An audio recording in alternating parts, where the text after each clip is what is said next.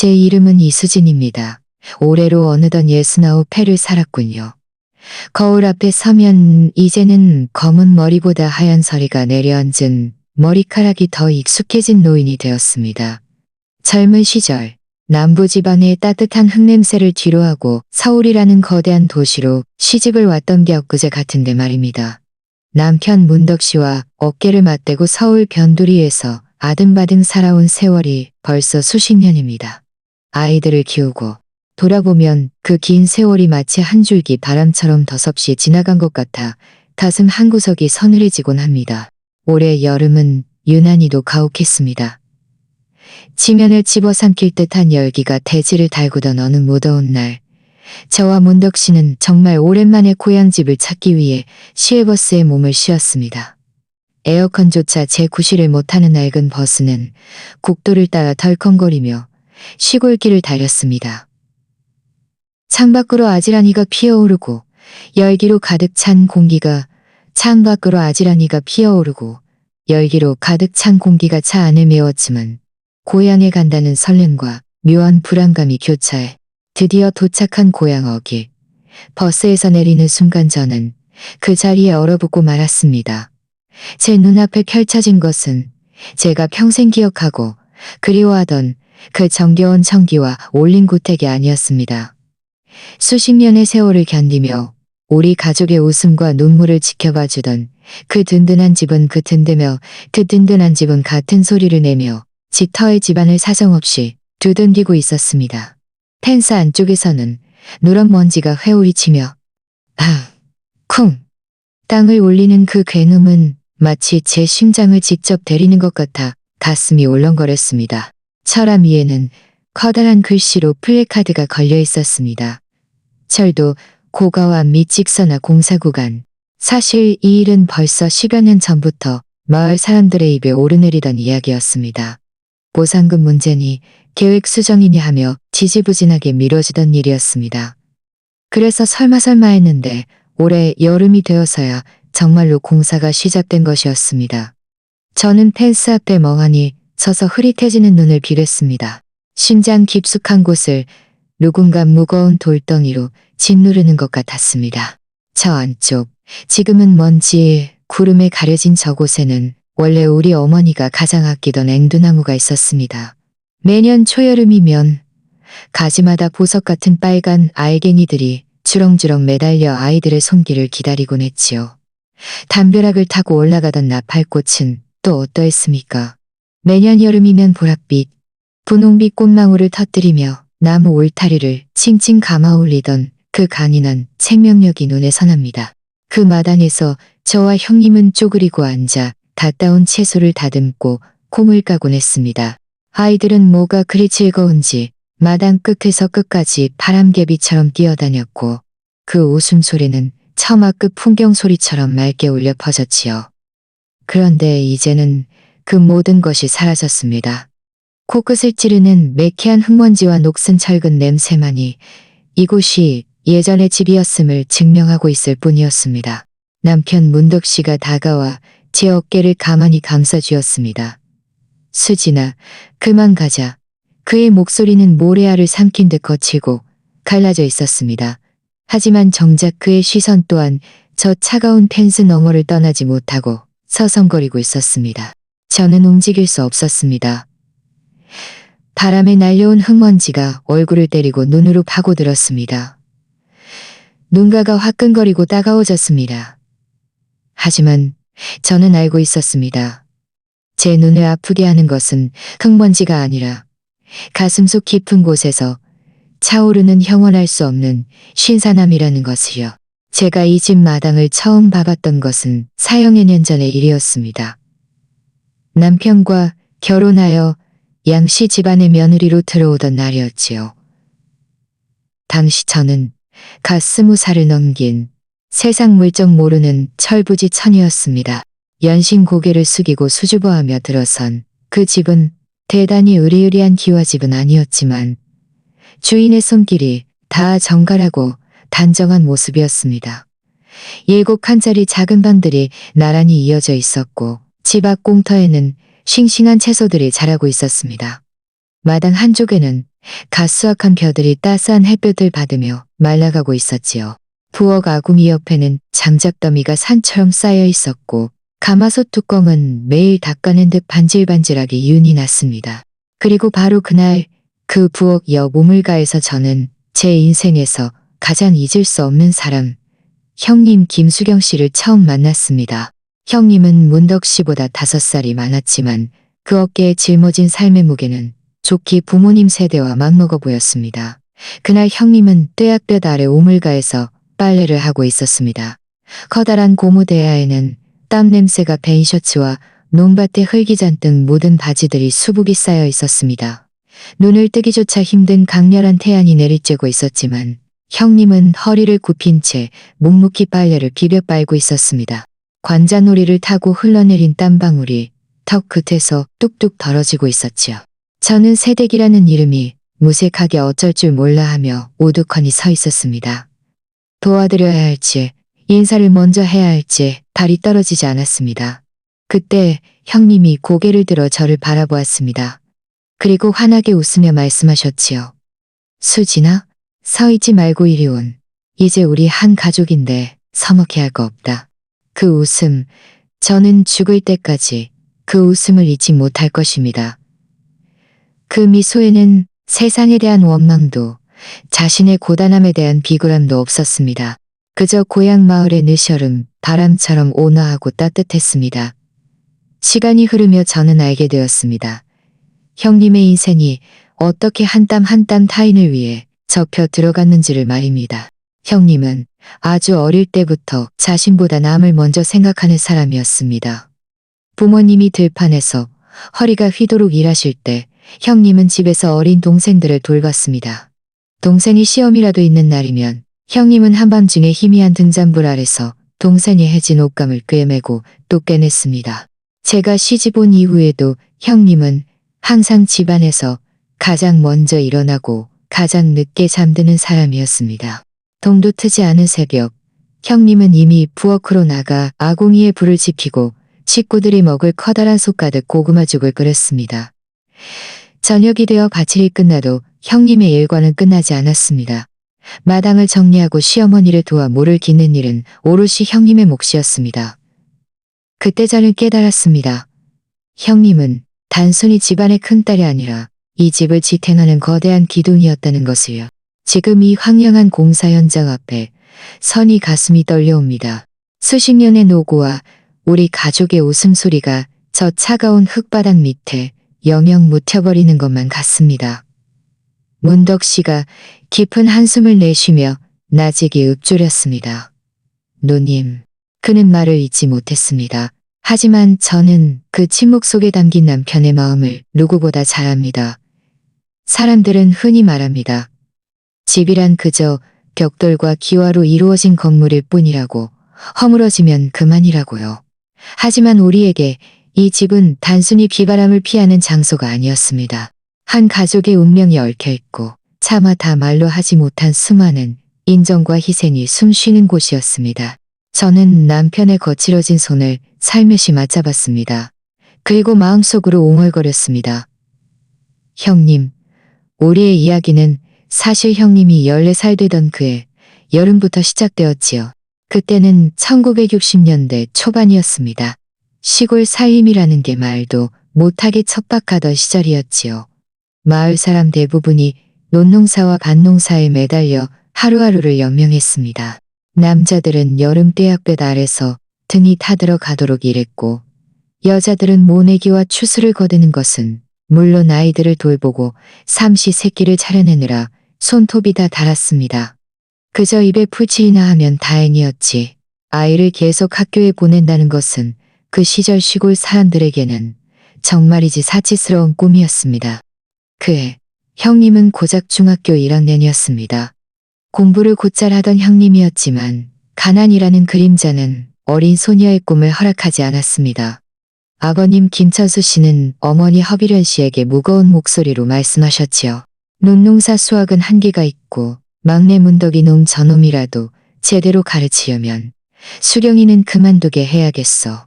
읍내 나가서 공장 일이라도 도와 가게를 보태야지. 그 가혹한 선고를 들었을 때 14살의 수경 형님은 그저 고개를 끄덕였습니다. 옳지도 않았고 왜 나만 그래야 하느냐고 원망 한마디 하지 않았습니다. 형님은 정들었던 책가방을 낡은 대나무 괴짝 속에 깊숙이 넣었습니다. 그리고 그날 이후 형님은 다시는 학교에 가지 못했습니다. 얼마 지나지 않아 형님은 마을의 또래 소녀들과 함께 읍내에 있는 봉제 공장에 면접을 보러 갔습니다. 당시 한국은 수출 주도형 공업화가 막 시작되던 시기였지요. 공제 공장, 가발 공장, 가발 공장들이 우후죽순 생겨났고 노동력이 턱없이 부족했습니다. 시골의 어린 딸들은 마치 때를 지어 도시로 혹은 읍내 공장으로 팔려가듯 떠났습니다. 공장의 환경은 참혹했습니다. 하루 1시간 넘게 돌아가는 기계 소음은 귀가 먹먹해질 정도였습니다. 옆 사람에게 말을 전하려면 입술을 귀에 바짝 대고 소리를 질러야 겨우 들릴 정도였지요. 재봉틀 발판을 쉴 새 없이 봐봐야 하는 탓에 저녁이면 다리가 퉁퉁 부어올라 마치 남의 다리처럼 감각이 없었습니다. 공기 중에는 미세한 먼지와 옷감 부스러기가 가득해 숨을 쉴 때마다 목이 칼칼했고 어린 여공들은 쉴 새 없이 기침을 해댔습니다. 하지만 형님은 손끝이 야무지고 동작이 빨랐습니다. 금세 숙련공으로 인정받아 섬세한 바느질이 필요한 공정에 투입되었지요. 재봉틀 바늘은 눈 깜짝할 사이에 돌아갔습니다. 손이 조금만 미끄러져도 날카로운 바늘이 손가락을 사정없이 찔렀습니다. 붉은 피가 맺혀 옷감을 적시려 하면 형님은 그저 미간을 한번 찌푸리고는 손가락을 입에 넣어 꼭 빤 뒤 다시 발판을 박았습니다. 그렇게 일주일이 지나고 형님은 인생에서 처음으로 주급을 받았습니다. 파란색 100원짜리 지폐 한 장과 몇 개의 10원짜리 동전들. 기숙사 방에서 동료 소녀들이 깔깔거리며 웃었습니다. 수경아, 너 돈 처음 벌었으니까 우리 나가서 시원한 팥빙수라도 한 그릇 싸먹는 거 어때? 형님은 그저 조용히 웃었습니다. 그리고 그 귀한 돈을 정성스럽게 접어 헝겊 주머니에 넣었습니다. 다음 날 새벽 일찍 고향집을 찾은 형님은 그 주머니를 시어머니의 손에 쥐어드렸습니다. 어머니, 이 돈이면 문덕이 등록금 보탤 수 있겠지요. 시어머니는 눈시울이 붉어진 채 형님의 머리를 쓰다듬었습니다. 바보 같은 것, 네 간식이라도 좀 사 먹지 그랬냐. 형님은 세차게 고개를 저었습니다. 아니에요. 전 공장에서 밥 주고 옷 주는데 돈 쓸 데가 어디 있다고요. 그날 이후 형님은 매주 받은 월급을 단일 전도 빼놓지 않고 집으로 보냈습니다. 기숙사 동료들은 그런 형님을 보며 혀를 내둘렀습니다. 수경아, 너 정말 미련하다. 어떻게 한 푼도 안 남기고 다 보내니? 너도 사람인데 예쁜 비누도 사고 싶고 새 난방도 하나 걸치고 싶지 않아? 몰래 몇십 원 정도는 숨겨둬. 형님은 멍하니 동료를 바라보다가 그녀가 건넨 사탕을 다시 돌려주며 담담하게 말했습니다. 우리 문덕이가 공부하고 있잖아요. 돈이 모자라요. 동료들은 고개를 저으며 탄식했습니다. 너 그러다 평생 고생만 하고 남 좋은 일만 시킨다. 형님은 그저 소리 없이 웃을 뿐이었습니다. 밤마다 기숙사 소녀들은 옹기종기 모여 앉아 서로의 얼굴에 분을 바르고 화장품 냄새를 맡으며 내일의 데이트를 꿈꿨습니다. 하지만 형님은 그럴 때면 차가운 물 한 대접을 떠다 놓고 수건을 적셔 정직하게 얼굴을 닦아낼 뿐이었습니다. 누군가 짓궂게 놀려댔습니다. 수경아, 너 그러다 얼굴 감해져서 아무도 안 데려간다. 그러면 형님은 한마디로 응수하셨지요. 내가 좀 까매지면 어때요? 우리 동생은 하얀 교복 입고 학교 가야 하는데. 그러고는 다시 고개를 숙여 빨래를 하던 형님의 눈빛은 그 무엇보다 확고했습니다. 누구도 그 결심을 꺾을 수 없었습니다. 매주 주말이 되면 형님은 그 낡은 헝겊 주머니를 소중히 품에 안고 고향집으로 향했습니다. 일주일 동안 재봉틀 발판을 박으며 건 돈을 어머니의 손에 쥐어드리기 위해서였지요. 어머니는 돈을 한 장 한 장 세어보시며 매번 눈물을 훔치셨습니다. 수경아, 너 아니었으면 우리 문덕이는 벌써 학교 그만두고 논바닥에서 모내기나 하고 있었을 게다. 이 못난 애미를 용서해라. 어머니의 울먹임을 용서해라. 저 대신 우리 집안을 일으켜 세울 놈인데 제가 이 정도 고생하는 건 아무것도 아니에요. 그저 문덕이가 기죽지 말고 열심히 공부해서 제 몫을 다하기만 하면 돼요. 그 무렵 문덕 씨는 겨우 10대의 소년이었습니다. 누나의 까맣게 탄 손과 굽은 등을 보며 책가방을 메고 읍내 고등학교로 통학하던 그는 누나의 눈물을 먹고 자라는 나무와 같았습니다. 방학이 되어 집에 올 때마다 우물가에서 거칠어진 손으로 빨래를 하는 누나를 보며 문덕 씨는 가슴이 미어지는 것 같았지만 차마 입 밖으로 미안하다는 말을 꺼내지 못했습니다. 그가 할 수 있는 것은 오직 잠을 줄여가며 책잠을 넘기는 것뿐이었지요. 누나의 희생이 헛되지 않게 하겠다는 결심은 그를 더욱 지독하게 공부에 매달리게 했습니다. 마을 사람들의 시선은 그리 곱지만은 않았습니다. 동네 어귀 평산에 앉아 부채질을 하던 아낙들과 담배를 피우던 노인네들은 형님이 지나갈 때마다 수군거렸습니다. 수경이 저 가련한 것. 저렇게 험한 공장 일을 오래 해서 나중에 누가 데려가겠어? 손마디는 굵어지고 얼굴은 저렇게 까칠한데. 어떤 이는 대놓고 형님을 비웃기도 했습니다. 남들은 18이면 좋은데 시집가서 남편 사랑받고 사는데 너는 아직도 공장에서 기름 냄새 맡으며 사니? 아무래도 너를 데려갈 남자가 없나 보다. 그럴 때면 형님은 얼굴을 붉히면서도 당당하게 대답하셨습니다. 시집을 가고 안 가고가 뭐가 중요해요. 우리 문덕이가 학교에서 1등하고 앞길이 창창한 게 훨씬 중요하지요. 곧다리를 꽉 쥐고 가파른 고갯길을 올라가던 형님의 뒷모습은 작았지만 그 어떤 거목보다 단단해 보였습니다. 형님이 건 피땀 섞인 돈은 문덕 씨의 고등학교 등록금이 되었고 비싼 교재비가 되었고 어머니는 늘 수경이가 아니었으면 우리 집안은 진작에 무너졌을 것이라며 입버릇처럼 말씀하셨지만 형님은 단 한 번도 자신의 공을 내세우지 않았습니다.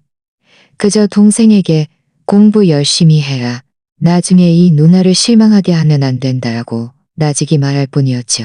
나중에 형님에게 직접 이런 옛날 이야기를 들었을 때 제 가슴 한구석은 시큰하게 아려왔습니다.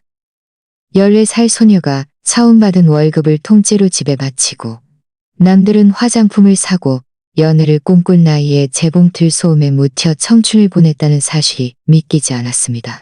형님은 한 땀 한 땀 한 땀 옷감을 기우며 자신의 미래를 포기하고 그 대신 남동생의 책가방 속에 희망이라는 이름의 교과서를 채워 넣었던 것입니다. 수십 년이 지난 지금도 그 시절 홀로 외롭게 짐을 짊어졌던 형님의 뒷모습을 떠올리면 목이 메어옵니다. 그 고결한 희생을 누가 알아주었을까요? 그저 한여름 밤 마을 어귀를 스쳐 지나가는 바람처럼 잠시 떠돌다 흩어지는 뜬 소문처럼 잊히기엔 뜬 소문처럼 잊히기엔 뜬 소문처럼 세월은 흘러 제가 문덕 씨와 결혼한 1970년대 말 서울은 그야말로 상전벽해의 시기를 지나고 있었습니다. 밤이 되면 화려한 네온사인 불빛이 거리를 뒤덮고 도로는 괴눈을 내며 질주하는 차들로 가득했습니다. 시골에서 갓 상경한 저에게 서울은 신기하고 화려한 곳이었지만 동시에 한없이 차갑고 무정한 도시이기도 했습니다. 신혼생활은 낡은 연립주택의 작은 방 한 도시이기도 했습니다. 신혼생활은 낡은 연립주택의 작은 방 한 칸에서 시작되었습니다. 비가 조금만 내려도 천장에서 물이 새어 벽지마다 곰팡이가 검게 피어오르던 곳이었지요. 매달 돌아오는 대출금 이자를 갚기 위해 우리는 매일 아침 전쟁 같은 하루를 시작해야 했습니다. 그 시절 우리의 삶은 15원짜리 하나도 2번, 3번 고민하고 써야 할 정도로 궁핍했습니다. 저는 매일 새벽 5시에 일어나 아침밥을 짓고 남편의 도시락을 싸는 것으로 하루를 열었습니다. 첫째 지훈이를 아래층 보육원 아주머니 댁에 맡기며 잘 부탁드립니다라고 몇 번이고 고개를 숙였지요. 이 인심 좋은 아주머니는 웃으며 저를 안심시키곤 했습니다. 둘째 지원이가 태어난 뒤에도 상환이가 태어난 뒤에도 남편 문덕 씨는 출근 전쟁이 벌어지는 만원버스에 몸을 실어야 했습니다. 여름날 버스 안은 사람들의 땀 냄새로 가득했고 퇴근하고 돌아온 남편의 셔츠는 늘 소금기가 하얗게 벨 정도로 젖어 있었습니다. 저 역시 근처 플라스틱 가공 공장에서 일했습니다. 기계 소리는 귀청이 떨어져 나갈 듯 울려댔고 에어컨도 없는 공장 내부는 거대한 찜통이나 다름없었습니다. 일을 마치고 돌아오면 머리카락은 땀에 젖어 떡이 되어 있었지만 쉴 틈도 없이 빨래를 하고 저녁을 짓고 아이들의 숙제를 봐줘야 했습니다. 어느 날은 지원이가 학교에서 가정통신문을 가져왔습니다. 설악산으로 수학여행을 가야 하는데 참가비가 3,000원, 원문 300원이라는 내용이었지요. 지금이야 큰돈이 아니겠지만 당시 우리 가족에게는 일주일치 식비와 맞먹는 거금이었습니다. 저는 아이가 친구들 사이에서 기죽는 게 싫어 무조건 보내주자고 고집을 부렸습니다. 하지만 문덕 씨는 미간을 찌푸리며 집안 형편 알면서 어떻게 그래? 아낄 수 있는 건 아껴야지라고 말했습니다. 그 말에 저는 울컥 화가 치밀어 올랐습니다. 아이 수학여행 보내는 돈까지 아껴야 해요. 그럴 거면 공부는 왜 시켜요? 식탁 앞에서 시작된 부부싸움은 좀처럼 끝날 줄 몰랐고 방 안에서 몰래 흐느끼는 아이들의 울음소리가 들려왔습니다. 가슴이 찢어지는 것 같았지만 눈물을 멈출 수가 없었습니다. 왜 우리는 이렇게 죽어라 일하면서도 이 작은 돈 때문에 서로에게 상처를 줘야 하는지 서울살이의 고단함이 뼛속까지 시려왔습니다. 서울의 삶은 바쁜 것 이상으로 지독한 고독을 안겨주었습니다. 하루는 아이들을 데리고 영등포역 근처 백화점을 지나가게 되었습니다. 쇼윈도 너머로 붉은색 바탕에 잔잔한 꽃무늬가 그려진 레이스가 달린 예쁜 원피스 하나가 제 눈을 사로잡았습니다.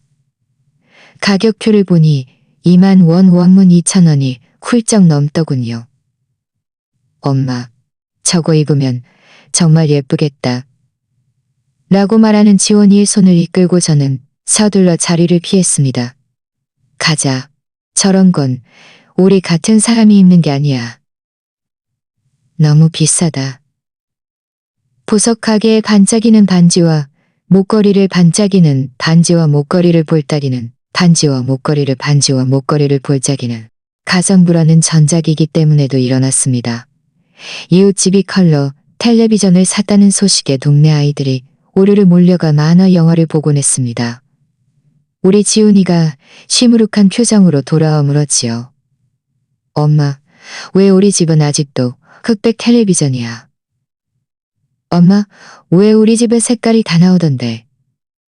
아이들이 남의 집에서 기웃거리는 게 아이들이 남의 집에서 기원이까지 가세해. 엄마, 나도 컬러로 만화 보고 싶어라고 칭얼거렸습니다. 남편 문덕 씨도 마음이 약해졌는지 어느 날쯤이다 라고 제안했습니다. 저는 즉시 버럭 화를 냈습니다. 컬러 텔레비전이 한두 푼이에요. 대출금은 산더미고 학원비도 부족한데 텔레비전이 무슨 말이에요. 문덕 씨도 지지 않고 대꾸했습니다. 그래도 아이들이 저렇게 부러워하는데 저는 책상을 쾅 치며 소리를 질렀습니다. 아이들 공부시키는 게 중요해요. 텔레비전은 생기는데 공부할 돈이 없으면 그게 비전은 생기는데 공부할 돈이 없으면 그게 무슨 소용이냐고요. 낡은 흑백 텔레비전에서 나오는 지직거리는 자분만이 집안의 무거운 정적을 깨뜨리고 있었지요. 남편의 출퇴근, 문제도 늘 갈등의 씨앗이었습니다. 당시 우리에게는 낡은 자전거 한 대가 전부였습니다. 문덕 씨는 매일 아침 그 자전거를 타고 버스 정류장까지 달려가 다시 만원 버스에 몸을 구겨 넣었습니다. 비가 오나 눈이 오나 젖은 옷을 입고 출근하는 그를 보며 가슴이 아팠지요. 남편은 한숨을 쉬며 오토바이 한 대만 있으면 출퇴근이 훨씬 편할 텐데 라고 넋두리를 하곤 했습니다. 저도 마음 같아서는 사주고 싶었지만 수천 대출금을 생각하면 고개를 저을 수밖에 없었습니다. 안 돼요. 그 돈이면 우리 식구 한 달 넘게 생활할 수 있는 돈이에요. 문덕 씨는 평생을 아끼고 아껴야 겨우 숨이라도 붙이고 살겠군이라며 허탈하게 웃었습니다. 그 말은 날카로운 바늘처럼 제 가슴을 찔렀습니다. 명절이 되어 남부 지방의 고향집을 찾을 때면 서울과 시골의 격차는 더욱 확연하게 느껴졌습니다. 우리는 양손 가득 과일 상자와 과자 선물 세트를 들고 집으로 들어섰습니다. 형님은 우리를 보자마자 환한 웃음으로 마중하며 직접 기른 채소와 정성껏 담근 장아찌를 커다란 자루 가득 담아 주셨습니다. 이거 가져가서 서울에서 먹어라. 조금이라도 생활비 아껴야지. 어느덧 아버님과 어머님도 기력을 잃어가셨고 형님은 두 분의 곁을 지키며 농사일과 수발을 도맡아 하고 있었습니다. 형님의 헌신을 볼 때마다 죄송한 마음이 앞섰습니다. 남편 문덕 씨는 어느 날 조심스럽게 제안했습니다. 여보, 우리 고향집 논을 좀 팔면 어떨까? 그러면 부모님 노후 자금도 마련해드리고 형님 짐도 덜어드리고 우리도 서울에서 숨통이 좀 트이지 않을까? 그 제안에 저는 가슴이 철렁했습니다. 하지만 아버님은 단칼에 거절하셨습니다. 이 땅은 조상대대로 물려받은 내 목숨줄이다.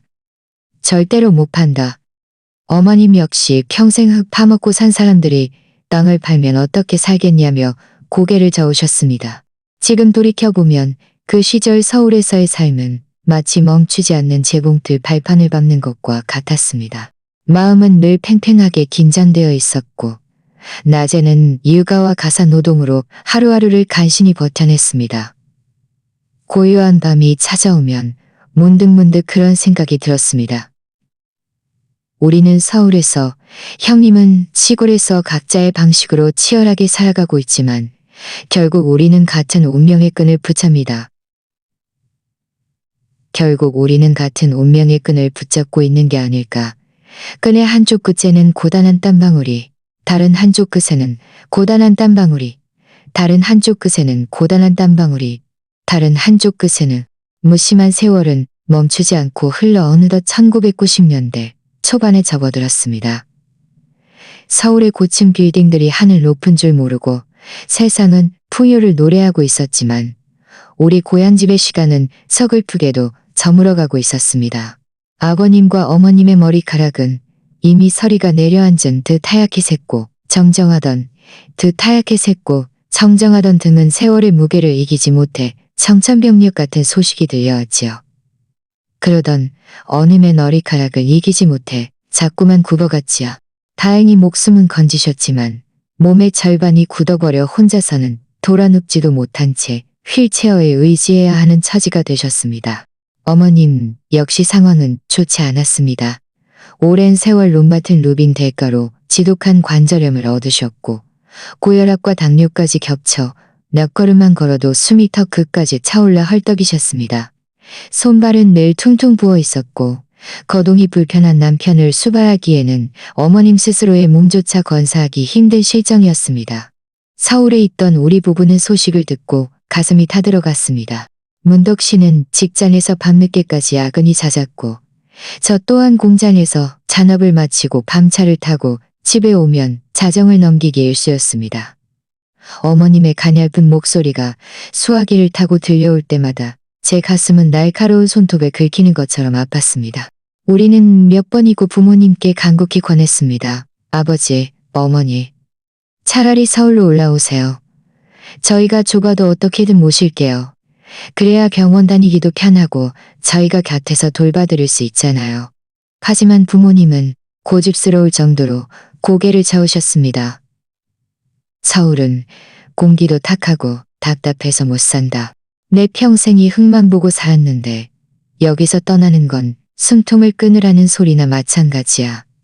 자식된 도리로 억지로 모셔올 수도 없는 노릇이었고 그렇다고 고향에 두 분만 남겨둘 수도 없어 우리는 피 마르는 나날을 보냈습니다.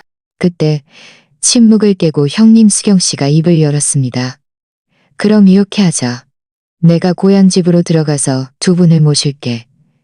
당시 형님은 40을 훌쩍 넘긴 나이였습니다. 아이들은 이미 다 컸고 둘째는 중학교에 다니고 있었지요. 형님은 읍내에서 작은 잡화점을 운영하며 비로소 평온한 삶을 누리고 있었습니다. 형부께서는 공사 현장을 다니느라 주중에는 집을 비우고 주말에나 돌아왔기에 형님이 가게 문을 닫고 친정으로 들어간다는 것은 자신의 소박한 터전을 포기하겠다는 뜻이었습니다. 마을 사람들은 또다시 수군거리기 시작했습니다. 시집간 딸이 친정에 들어와 사는 걸 보니 시댁이랑 무슨 문제가 있나 보네. 친정집 재산을 보고 들어온 거 아니냐는 치기 어린 말들이 형님의 뒤를 따라다녔습니다. 하지만 형님은 길을 닫았습니다. 그저 낡은 이불 한 채와 옷 몇 가지가 담긴 보따리만 들고 고향집으로 돌아왔습니다. 형님은 오자마자 어머님의 이부자리를 새로 펴고 먼지가 쌓인 부엌을 반질반질하게 닦아냈습니다. 제가 고향집을 찾았을 때 마주한 광경은 눈물겨웠습니다. 아버님은 휠체어에 무력하게 앉아 계셨고 어머님은 안방 구석에 기댄 채 핏기 없는 얼굴을 하고 계셨습니다. 그 사이에서 형님은 땀범벅이 된 채 부엌에서 미음을 끓이고 있었지요. 우리를 보자마자 형님은 따맣게 탄 얼굴로 환하게 웃으며 말했습니다. 왔니? 어서 들어와라. 너희 기다리느라 밥도 안 먹고 있었다. 형님의 눈가에는 깊은 다크서클이 내려앉아 있었고 팔뚝은 햇볕에 그을려 더욱 말라 보였습니다.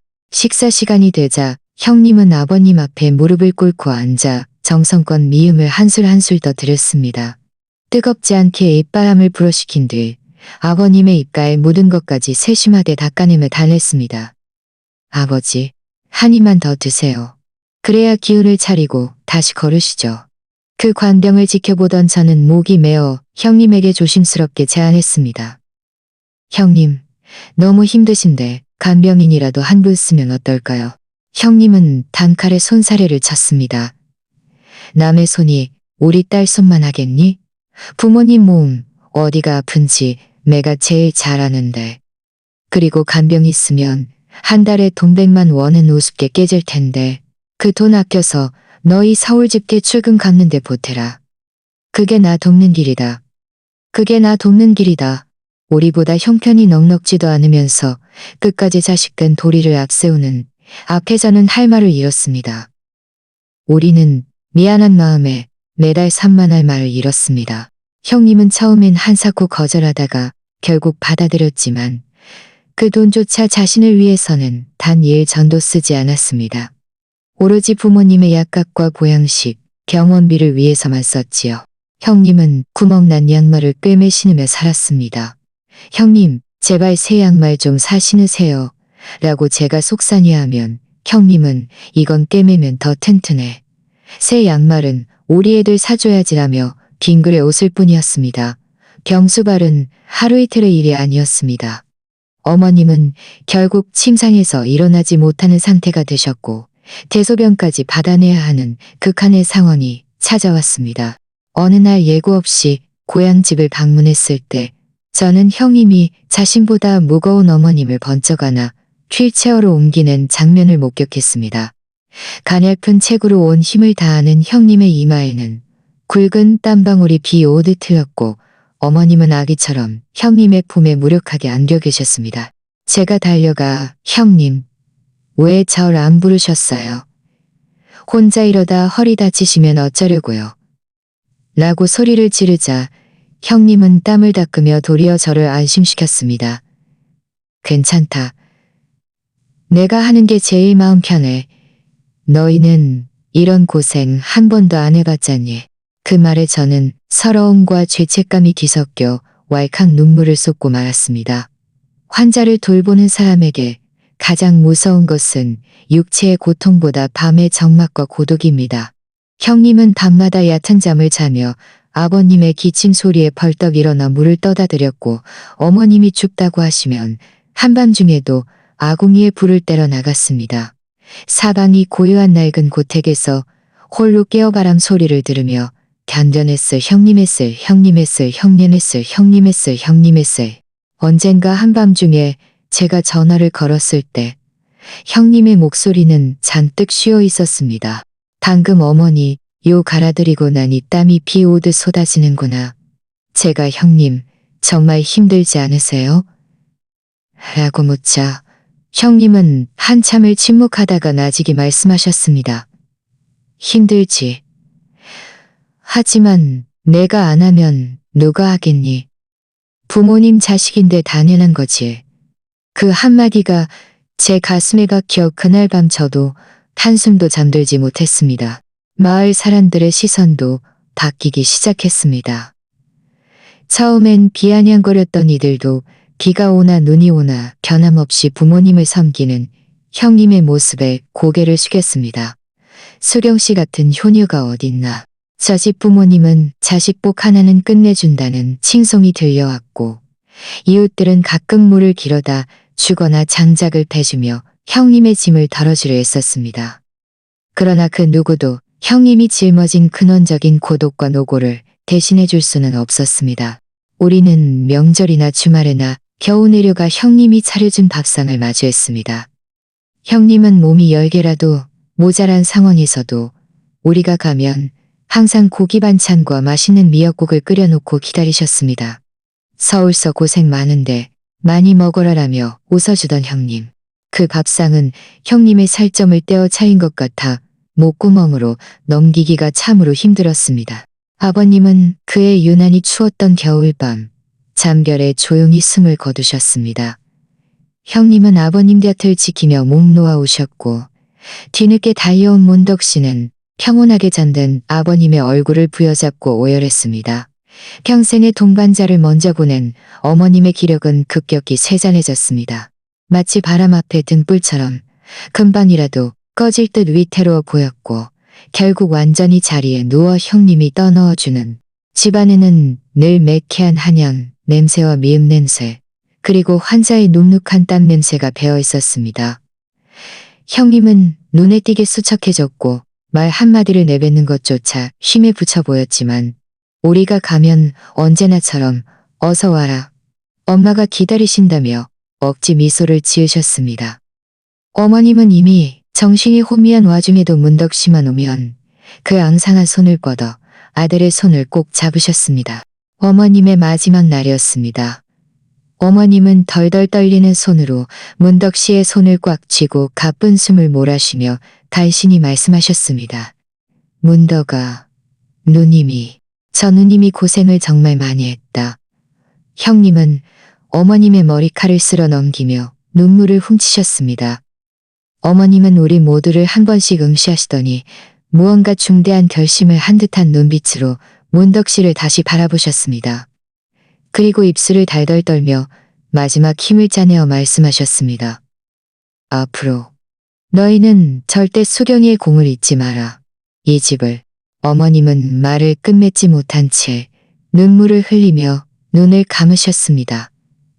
형님은 엄마를 부르짖으며 어머님의 시신을 끌어안고 절규하셨고 문덕 씨는 어머님의 손을 잡은 채 어머니 걱정 마세요. 누님 은혜 절대 잊지 않을게요 라고 울며 약속했습니다. 그날 밤 뜰에 불어닥친 겨울바람은 대나무 숲을 흔들며 처량하게 울어댔습니다. 형님은 밤새도록 어머님의 마지막 몸을 닦아드리며 정성과 염을 하셨습니다. 저는 그 뒷모습을 보며 어머님이 다하지 못한 유언의 무게가 무엇인지 짐작할 수 있었습니다.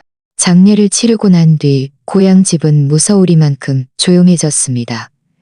기침 소리도 끙끙 앓는 신음도 사라진 빈집에 형님 홀로 남았습니다. 형님은 부모님의 유품을 하나하나 정성껏 정리해 장롱 속에 넣으며 한숨을 내쉬었습니다. 사람은 가도 집은 남는구나. 내가 여기 남아서 집을 지켜야지.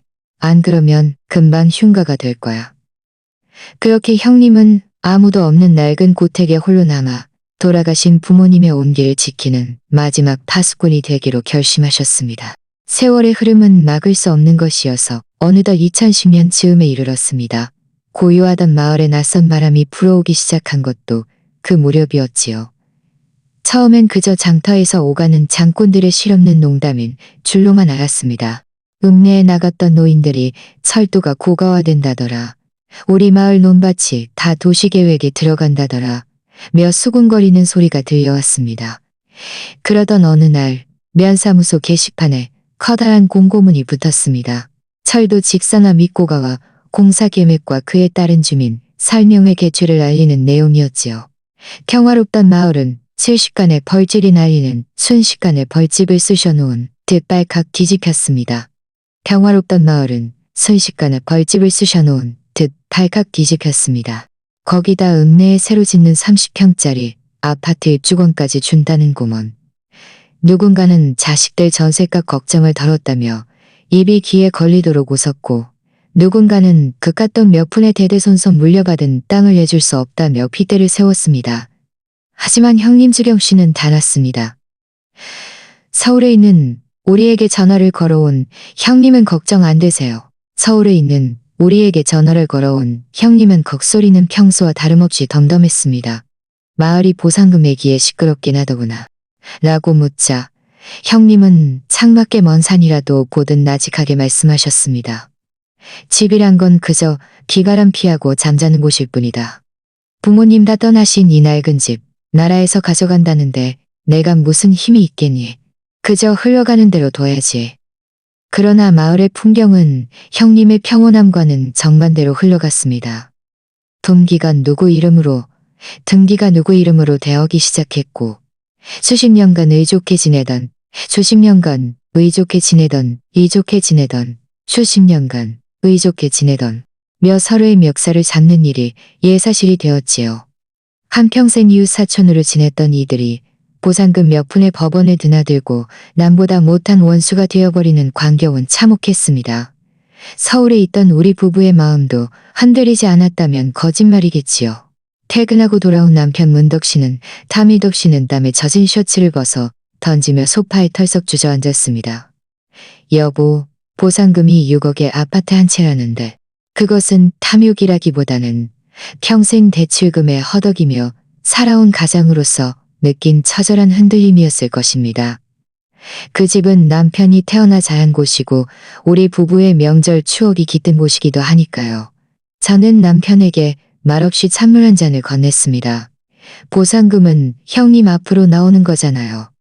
형님이 그 고생을 안에 지킨 집인데. 제 말에 남편은 차가운 물을 벌컥벌컥 들이켰습니다.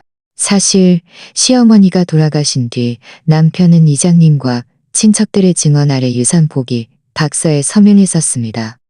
부모님을 평생 모신 형님의 노고를 기리기 위해 법적인 권리를 모두 형님에게 넘겨주어 등기 이전까지 마친 상태였죠. 그래서 보상금은 전적으로 형님에게 넘겨주어 등기 이전까지 마친 상태였죠. 그래서 보상금은 전적으로 형님의 명의로 나오게 되어 있었습니다. 이튿날 형님에게서 다시 전화가 왔습니다. 마을의 측량 기사들이 들이닥쳐 논둑마다 붉습니다. 이웃들이 수경씨, 꽃이 펄릴 텐데 무슨 고생이냐며 혀를 차도 형님은 그저 어깨를 으쓱할 뿐이었습니다. 집이 없어지기 전까진 내 집이고 내 논인데 주인 노릇은 끝까지 해야지. 사람이 살고 있으면 된 거다. 설명의 날 면사무소 앞은 인산인해를 잃었습니다. 보상금이 적다며 공무원에게 삿대질을 하는 사람, 계산기를 두드리며 이익을 따지는 사람들 사이에서 형님은 맨 뒷줄을 하는 사람들 사이에서 형님은 맨 뒷따지는 사람들 사이에서 형님은 맨 뒷들이며 이익을 따지는 사람들 사이에서 형님, 보상 얘기 마음에 안 드세요? 라고 묻자 형님은 허허 웃으며 대답하셨습니다. 복잡한 수치는 들어도 모르겠다. 나라에서 결정한 대로 따를 수밖에 없지 않겠니. 아버님 병수가라던 시절에 비하면 이런 건 고생도 아니다. 이 나이에 짐 싸서 옮기는 게 무슨 대수라고. 형님의 목소리는 구름 위를 걷는 것처럼 고고하게 속에서 오직 형님의 목소리는 그 속에 담긴 무게는 천근만근이었습니다. 자식들이 보상금을 두고 소송을 두고 마을 어귀에 서 있는 당산나무처럼 모진 풍파를 다 겪어낸 사람만이 가질 수 있는 의연함이었지요. 결국 보상 절차는 확정되었고 공고문이 마을 구석구석에 붙었습니다. 현금 6억 원과 30평형 아파트 한 채. 그것은 평생 흙을 봐서 벌 수 있는 돈과는 차원이 다른 거금이었고 누군가에게는 새로운이 다른 거금이었고 누군가에게는 새로운이 다른 월급은 새로운이 절점이자 또 다른 갈등의 시작점이었습니다. 서울의 우리 집 반풍경도 예전 같지 않았습니다. 문덕 씨는 가끔 밤늦게까지 베란다에 서서 담배를 태웠습니다. 그 연기 속에는 차마 말로 다 할 수 없는 만감이 교차하고 있었겠지요. 수진아, 어머니가 돌아가시기 전에 누님을 꼭 챙기라고 하셨던 그 말씀. 그게 바로 이런님이 꼭 챙기라고 하셨던 그 말씀. 그게 바로 이런니는 나를 예견하신 걸까? 남편의 낮은 목소리가 거실의 정적을 깨뜨렸습니다. 그 보상금은 형님은 알고 있었습니다. 하지만 6억이라는 돈 앞에서 인간의 마음은 참으로 간사하고도 나약해지는 법입니다. 우리를 지탱해온 도덕심과 현실적인 궁핍함 사이에서 우리는 보이지 않는 줄타기를 하고 있었습니다. 그러던 어느 날 저녁, 평소와 다름없이 설거지를 하던 제 귀에 남편의 휴대폰 벨 소리가 날카롭게 울렸습니다. 전화를 받은 남편의 얼굴이 순식간에 하얗게 질리더니 손을 덜덜 떨며 저를 바라보았습니다. 혹시 형님에게 무슨 일이라도 생긴 것일까? 아니면 마을의 그 험악한 보상금, 다툼에 휘말려 상처라도 입으신 것일까? 떨리는 마음으로 남편의 다음 말을 기다렸습니다.